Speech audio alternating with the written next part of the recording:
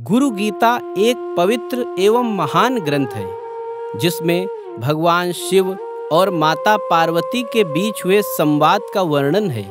इस संवाद के अंतर्गत माता पार्वती भगवान शिव से गुरु और गुरु की महिमा के विषय में चर्चा करती हैं।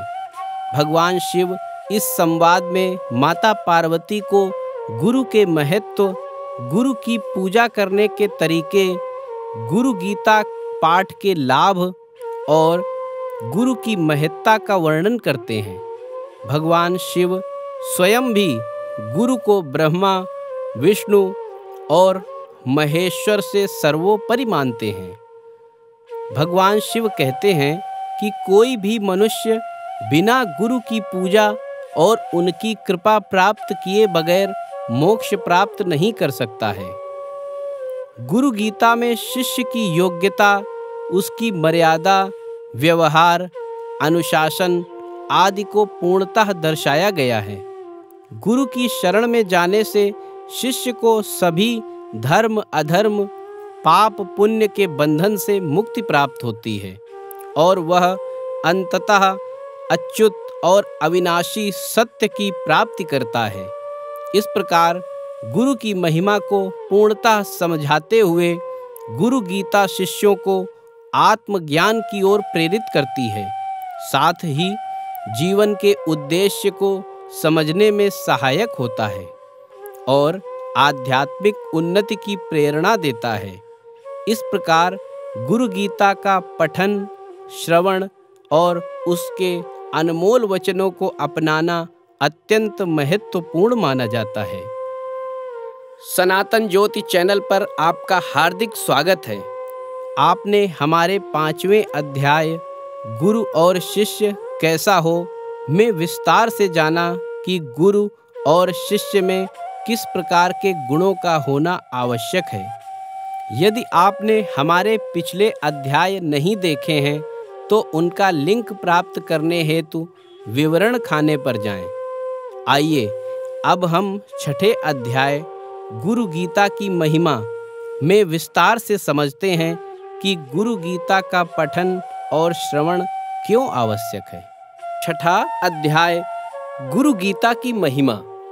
गुरु गीताक्षरैकैकं मंत्रराजमिदं प्रिये अन्ये च विविधा मंत्रा कलाम नार्हन्ति षोडशीम। भगवान शिव गुरु गीता की महिमा का बखान करते हुए कहते हैं कि गुरु गीता का प्रत्येक अक्षर एक मंत्र राज है। अन्य विविध मंत्रों के साथ तुलना में वे सभी गुरु गीता का 16वां भाग भी नहीं है। सत्यम सत्यम पुनः सत्यम धर्मसारम मयोदितम गुरु गीता समम स्तोत्रम नास्ति तत्वम गुरोः परम। जिस प्रकार गुरु के समान कोई अन्य तत्व नहीं है, उसी प्रकार गुरु गीता के समान अन्य कोई स्तोत्र नहीं है। समग्र धर्म का यह सार गुरु की शरण ही है। यही सत्य है, बार बार सत्य है, अंतिम सत्य भी यही है। अनेन यद् भवेत् कार्यं तद् वदामि तव प्रिये लोकोपकारकं देवी लौकिकं तु विवर्जयेत्। जिस प्रकार गुरु गीता का पाठ करने से मनुष्य के सभी कार्य सिद्ध होते हैं, उसी प्रकार गुरु की शरण में जाने मात्र से शिष्य का कल्याण हो जाता है, साथ ही उसका संपूर्ण जीवन पूर्णता को प्राप्त कर लेता है।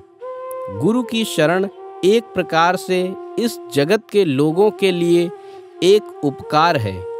अतः मनुष्य को लौकिक बातों का परित्याग करके गुरु की शरण अवश्य लेनी चाहिए। लौकिका धर्मतो याति ज्ञानहीनो भवार्णवे ज्ञान भावे च यत्सर्वं कर्म निष्कर्म शाम्यति। जो कोई इसका उपयोग लौकिक कार्य के लिए करेगा, वह ज्ञानहीन होकर संसार रूपी सागर में गिरेगा। ज्ञान भाव से जिस कर्म में इसका उपयोग किया जाएगा, वह कर्म निष्कर्म में परिणत होकर शांत हो जाएगा। इमां तु भक्ति भावेन पठेद्वै शृणुयादपि लिखित्वा यत्प्रसादेन तत्सर्वं फलमश्नुते। श्रद्धापूर्ण भाव एवं भक्ति के साथ जो मनुष्य गुरु गीता का पाठ करता है, सुनता है या लिखता है, उस मनुष्य का जीवन भवसागर से पार हो जाता है और उसे संपूर्ण फलों की प्राप्ति होती है। अनंत फलमाप्नोति गुरु गीता जपेन तु सर्व पाप हरा देवी सर्व दारिद्र्य नाशिनी। निरंतर और नित्य श्रद्धा भाव के साथ गुरु गीता का जप करने से निश्चय ही मनुष्य को अनंत फल की प्राप्ति होती है। गुरु गीता ही अनंत पापों को मिटाने और सभी दारिद्रताओं को दूर करने वाली है। अकाल मृत्यु हंत्री च सर्व संकट नाशिनी यक्ष राक्षस भूतादि चोर व्याघ्र विघातिनी। गुरु गीता ऐसे प्रभावशाली और प्रबल मंत्रों से युक्त ग्रंथ है जो यक्ष, राक्षस, भूत, चोर, बाघ आदि जैसे भयावह भयों का नाश करती है। एकमात्र गुरु गीता ही ऐसा शक्तिशाली ग्रंथ है जिसका जप मनुष्य को अकाल मृत्यु और सर्व संकटों से मुक्ति प्रदान करता है।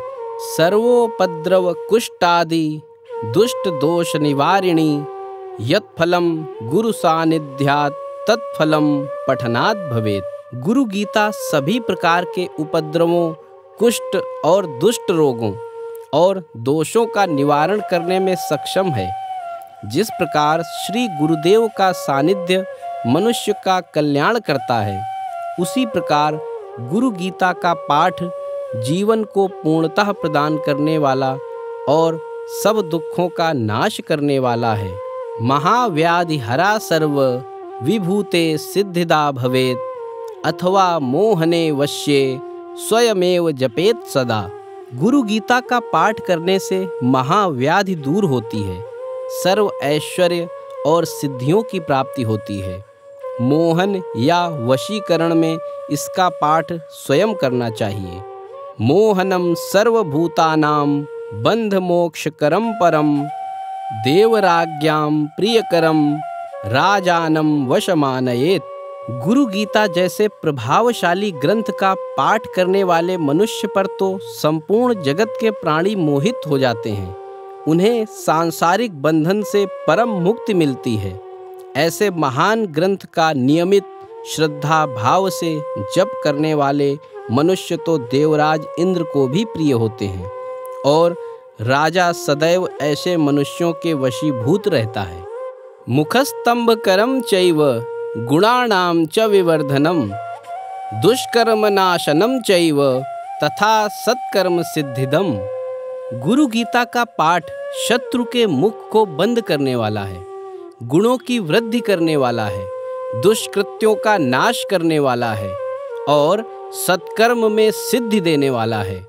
असिद्धम साधयेत कार्यम नवग्रह भयापहम दुःस्वप्न नाशनम चैव सुस्वप्न फलदायकम। असाध्य कार्यों की सिद्धि करने, नवग्रहों का भय समाप्त करने, दुःस्वप्न से मुक्ति पाने एवं अच्छे फल सुस्वप्न की प्राप्ति चाहने वाले मनुष्यों को निश्चय ही श्रद्धा भाव के साथ पाठ करते रहना चाहिए। मोह शांति करम चैव बंध मोक्ष करम परम स्वरूप ज्ञान निलयम गीता शास्त्र मिदम शिवे। गुरु गीता ही वह महान शास्त्र है जो मनुष्य के मोह रूपी बंधन को खत्म करके उसे परम शांति प्रदान करता है, सांसारिक भव बंधन से मुक्त करके मोक्ष को प्रदान करने वाला है। गुरु गीता ही एकमात्र ऐसा शास्त्र है जिसमें मानव कल्याण एवं मोक्ष प्राप्ति का परम ज्ञान समाया हुआ है। यम यम चिंतयते कामम तम तम प्राप्नोति निश्चयम नित्यम सौभाग्यदम पुण्यम तापत्रय कुलापहम। गुरु गीता सर्व मनोकामना को पूर्ण करने वाली है। मनुष्य जिस जिस अभिलाषा के साथ इस महान गुरु गीता का पाठ और ध्यान करता है, उसे अवश्य ही वह फल प्राप्त होता है। गुरु गीता तीनों तापों आदि व्याधि उपाधि को नष्ट करने के साथ साथ नित्य ही सौभाग्य को बढ़ाने वाली और पुण्य प्रदान करने वाली है। सर्व शांतिकरम नित्यम तथा वंध्या सुपुत्रदम अवैधव्यकरम स्त्रीणाम सौभाग्यस्य विवर्धनम। गुरु गीता ही सब प्रकार से शांति प्रदान करने वाली, वंध्या स्त्री को पुत्र प्रदान करने वाली, सधवा सुहागिन स्त्री के वैधव्य से मुक्ति प्रदान करने वाली और निश्चय ही सौभाग्य को बढ़ाने वाली है। आयुरारोग्यमैश्वर्यम पुत्र पौत्र प्रवर्धनम निष्काम जापी विधवा पठेन मोक्षम वाप्नुयात। गुरु गीता मनुष्य को आयु, निरोगी काया, ऐश्वर्य और पुत्र पौत्र की वृद्धि प्रदान करने वाली है। गुरु गीता ही वह प्रभावशाली महान शास्त्र है जिसका यदि कोई विधवा भी निस्वार्थ भाव से जप और ध्यान करे तो उसे भी निश्चय ही मोक्ष की प्राप्ति होती है। अवैधव्यम सकामातु लभते चान्य जन्मनि सर्व दुख भयम विघ्नम नाश्येत्तापहारकम। अगर कोई विधवा किसी कामना के साथ श्रद्धा पूर्वक जप करती है तो उसे अगले जन्म में निश्चय ही सौभाग्य की प्राप्ति होती है। गुरु गीता का निष्ठा भाव से किया गया जप उस स्त्री के सब दुख, भय, विघ्न और संताप का नाश कर देता है। सर्व पाप प्रशमनम धर्म कामार्थ मोक्षदम यम यम चिंतयते कामम तम तम प्राप्नोति निश्चितम। गीता का ज्ञान सब पापों को दूर करने, सभी उपद्रवों को शांत करने तथा जन्म और मृत्यु का अंत करने वाला है। मनुष्य जीवन में जाने अनजाने में बहुत से पाप करता है जिनका संग्रह बहुत विशाल होता है। प्रायश्चित करने के बाद भी इन पापों का अंत नहीं होता है और हमें कई जन्मों तक बार बार इन पापों का भोग भोगना पड़ता है। लेकिन गुरु गीता के ज्ञान से ये सभी पाप स्वतः ही नष्ट हो जाते हैं। गुरु गीता का ज्ञान एक ऐसा माध्यम है जिसके द्वारा हम पापों से मुक्ति प्राप्त करते हैं और अपने जीवन को शुद्धता और सत्य से भर देते हैं। इस प्रकार गीता का ज्ञान हमें सांसारिक बंधनों से मुक्ति प्राप्त कराने में सहायक होता है। लिखित्वा पूजयेद्यस्तु मोक्षश्रियमवाप्नुयात् गुरु भक्तिर्विशेषेण जायते हृदि सर्वदा। जो मनुष्य गुरु गीता को लिखकर गुरु पूजन करता है उसे स्वयं ही मोक्ष की प्राप्ति होती है। इस प्रकार की उपासना के प्रभाव से मनुष्य के हृदय में गुरु भक्ति स्वतः ही उत्पन्न हो जाती है। जपन्ति शाक्ताः सौराश्च गाणपत्याश्च वैष्णवाः शैवः पाशुपतः सर्वे सत्यम सत्यम न संशयः। यह सत्य है कि शक्ति के, सूर्य के, गणपति के, शिव के और पशुपति के मतवादी श्रद्धा भाव के साथ गुरु गीता का पाठ करते हैं। इसमें तनिक भी संदेह नहीं है कि इन देवताओं के भक्त गीता की महत्ता और उसके उपदेशों को समझने में महत्व देते हैं। गुरु गीता का पाठ करने से उनका जीवन सही दिशा की तरफ अग्रसर होता है। इस प्रकार गीता का पाठ करने से मनुष्य को आत्मिक शांति प्राप्त होती है, साथ ही उन्हें आत्मज्ञान की प्राप्ति होती है। जपम हीनासनं कुर्वन् हीन कर्मा फलप्रदम गुरु गीताम प्रयाणे वा संग्रामे रिपु संकटे। मनुष्य को यह बात अवश्य समझ लेना चाहिए कि वह कोई भी जप बिना आसन के ना करे, क्योंकि बिना आसन के किया गया जप नीच कर्म समझा जाता है और उसका प्रभाव निश्चित रूप से निष्फल होता है।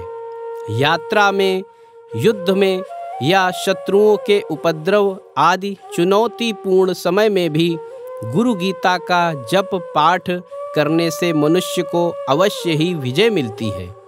गुरु गीता का जप करने से व्यक्ति अपनी मानसिक शक्ति को संयमित करने का सामर्थ्य प्राप्त करता है। इससे वह समस्त चुनौतियों और संघर्षों का सामना करने की क्षमता प्राप्त करता है और अपने लक्ष्य की प्राप्ति में सफल होता है। इस तरह गुरु गीता का जप करने से व्यक्ति अपने जीवन को सफलता की ऊंचाइयों तक ले जाता है। जपन जयम वाप्नोति मरणे मुक्तिदायिका सर्वकर्माणि सिद्ध्यन्ति गुरुपुत्रे न संशयः। यदि मरण काल के दौरान कोई मनुष्य गुरु गीता का जाप करता है तो उसे निश्चय ही मोक्ष मिलता है। गुरुपुत्र शिष्य यदि अपने जीवन काल में जप तथा गुरु गीता के उपदेशों का पालन करते हैं तो उनके सभी कार्य सिद्ध होते हैं। साथ ही उनका जीवन सफलता और समृद्धि से भर जाता है। इसमें तनिक भी संदेह नहीं है। भवमूल विनाशाय चाष्टपाश निवृत्तये गुरु गीतांभसि स्नानम तत्वज्ञ कुरुते सदा।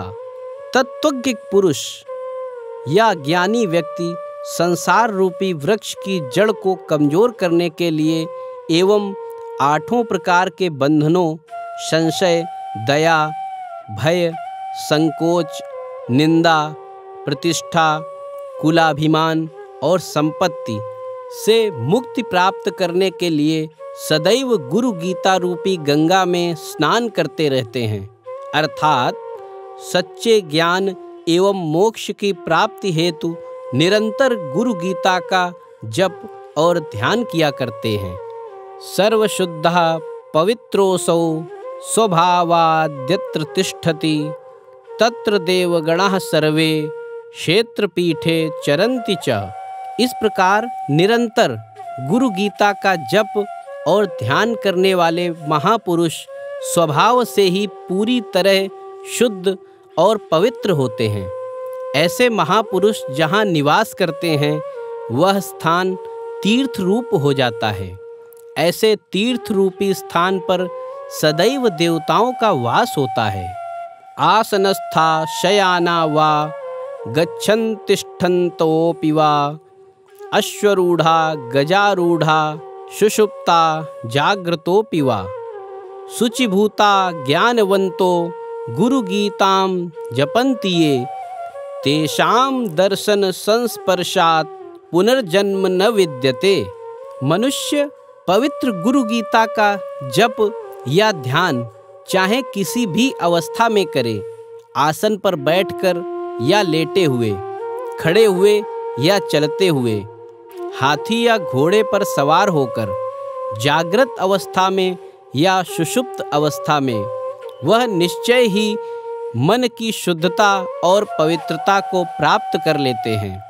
ऐसे पवित्र और महान पुरुषों के दर्शन और स्पर्श मात्र से मनुष्य का पुनर्जन्म नहीं होता। कुश दूर्वासने देवी ह्यासने शुभ्रकम्बले उपविश्य ततो देवी जपे देकाग्र मानसः। वैसे तो मनुष्य को सदैव कुश और दूर्वा के आसन पर स्वच्छ सफ़ेद कंबल बिछाकर उसके ऊपर बैठकर श्रद्धा भाव के साथ एकाग्र चित्त मन से गुरु गीता का जप करना चाहिए। शुक्लम सर्वत्र वै प्रोक्तम वश्ये रक्तासनं प्रिये पद्मासने जपेन नित्यम शांति वश्यकरम परम। गुरु गीता जैसे पवित्र शास्त्र का ध्यान और जप सदैव सफ़ेद आसन पर करना ही उचित होता है, परंतु वशीकरण की मनोकामना हेतु जप या ध्यान के लिए लाल आसन आवश्यक है। वास्तव में मनुष्य को आत्मिक शांति की प्राप्ति के लिए या वशीकरण में नित्य पद्मासन में बैठकर ही जप करना चाहिए। वस्त्रासने च दारिद्र्यं पाषाणे रोग संभवः मेदिन्याम दुःखमाप्नोति काष्ठे भवति निष्फलम। गुरु गीता जैसे पवित्र ग्रंथ का कपड़े के आसन पर बैठकर जप करने से जीवन में दरिद्रता आती है। पत्थर के आसन से रोग घेरते हैं। भूमि पर बैठकर जप करने से जीवन दुखों से ग्रसित हो जाता है, जबकि जो मनुष्य लकड़ी के आसन पर जाप करता है उसका जाप निश्चित रूप से व्यर्थ हो जाता है। कृष्णा जिने ज्ञान सिद्धि मोक्ष श्री व्याघ्र चर्मणि कुशासने ज्ञान सिद्धि सर्व सिद्धिस्तु कंबले। काले मृग के चर्म और कुश के आसन पर बैठकर जप करने से निश्चय ही ज्ञान की सिद्धि होती है। बाघ की चर्म पर बैठकर जप करने से मुक्ति प्राप्त होती है, परंतु जो मनुष्य कंबल के आसन पर बैठकर जप आदि करता है उसे सभी सिद्धियों की प्राप्ति होती है। आग्नेयाम कर्षणम चैव वायव्याम शत्रुनाशनम नैऋत्याम दर्शनम चैव ईशान्याम ज्ञानमेव च। जो मनुष्य गुरु गीता का पाठ या जप अग्निकोण की तरफ मुख करके करता है उसे आकर्षण, वायव्य कोण की तरफ मुख करके जप करने से शत्रुओं का नाश, नैऋत्य कोण की तरफ दर्शन और ईशान कोण की तरफ मुख करके जप पाठ करने से ज्ञान की प्राप्ति होती है। उदंगमुखः शांति जाप्ये वश्ये पूर्व मुखत तथा याम्ये तु मारणम प्रोक्तम पश्चिमे च धनागमः। जो मनुष्य उत्तर दिशा की तरफ मुख करके पाठ करता है उसे शांति, पूर्व दिशा की ओर मुख करके जाप करने से वशीकरण और पश्चिम दिशा की ओर मुख करके जप एवं ध्यान करने से धन की प्राप्ति होती है। वहीं दक्षिण दिशा की ओर मुख करके जाप ध्यान आदि करना मारण सिद्ध होता है। अथ काम्य जपस्थानम कथयामि वरानने सागरान्ते सरित्तीरे तीर्थे हरिहरालये शक्ति देवालये गोष्ठे सर्वदेवालये शुभे वटस्य धात्र्या मूले व मठे वृंदावने तथा पवित्रे निर्मले देशे नित्यानुष्ठानोऽपि वा निर्वेदनेन मौनेन जपमेतत् समारभेत। भगवान शिव सकामियों के लिए जप करने के स्थानों का वर्णन करते हुए कहते हैं कि किसी कामना हेतु जप करने वालों को सागर या नदी के तट पर, तीर्थ में, शिवालय में, भगवान विष्णु या देवी के मंदिर में, गौशाला में, देवालयों में, वट वृक्ष या आंवले के वृक्ष के नीचे, मठ में, तुलसी वन में, पवित्र निर्मल स्थान में श्रद्धा भाव के साथ सारे विकारों से रहित व मौन होकर पावन गुरु गीता के जप की शुरुआत करनी चाहिए। जापेन जयमाप्नोति जप सिद्धिम फलम तथा हीन कर्म त्यजेत सर्वम गर्हितस्थानमेव च। जप करने से जय की प्राप्ति होती है और जप की सिद्धि हो जाने से निश्चय ही फल की प्राप्ति होती है, परंतु मनुष्य को इस बात का अवश्य ध्यान रखना चाहिए कि जप अनुष्ठान करते समय सभी अधम कार्यों और निंदनीय स्थानों को छोड़ देना चाहिए। शमशाने बिल्वमूले वा वटमूलान्तिके तथा सिद्ध्यन्ति कानके मूले च्यूतवृक्षस्य सन्निधौ। जो मनुष्य गुरु गीता का जप शमशान में बिल्व वृक्ष, वट वृक्ष, कनक वृक्ष के नीचे और आम के पेड़ के पास करते हैं उन्हें अति शीघ्र ही सिद्धि की प्राप्ति होती है।